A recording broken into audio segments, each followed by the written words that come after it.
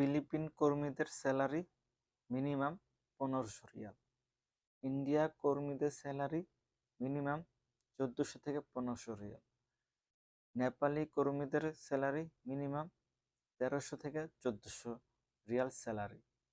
একমাত্র বাংলাদেশি কর্মীদের স্যালারি 800 থেকে 1000 রিয়াল। কেন ভাই? আজকে আমি 3টা টপিক নিয়ে কথা বলবো, বাংলাদেশিরা কেন এত পিছিয়ে। নাম্বার 1, বাংলাদেশি কর্মীরা যারাই সৌদি আরব আসে তারা বেশিরভাগ নন এডুকেটেড।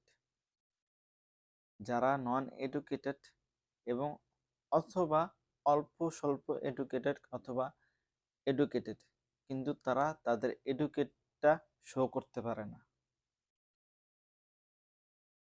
নাম্বার 2, বাংলাদেশি কর্মীদের কোনো প্রকার কোনো সার্টিফিকেট নেই।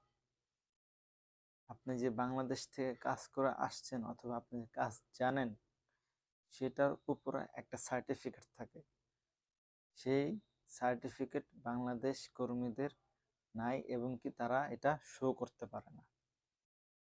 এই জন্য বাংলাদেশ কর্মীদের অনেক স্যালারি কম। যদিও আপনি কাজ জানেন, আপনি কাজ করে দিতে পারেন, কিন্তু আপনাকে প্রথম অবস্থায় 800 থেকে 1000 রিয়াল।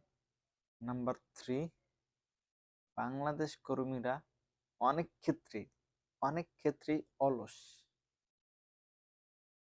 কাজ করার জন্য তাদেরকে বলতে হয়, অনেক ক্ষেত্রেই অলসতামি করে।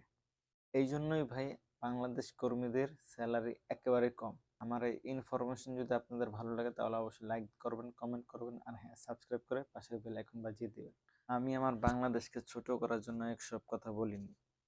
আমি সৌদি আরব এসে যেই সব জিনিস রিয়েলাইজ করছি এবং যেই সব জিনিসের উপরে দিয়ে আমি গেছি, যেই জিনিসগুলো আমার এক্সপিরিয়েন্স হয়েছে, ওই এক্সপিরিয়েন্সগুলো আমি আপনাদের সাথে শেয়ার করি।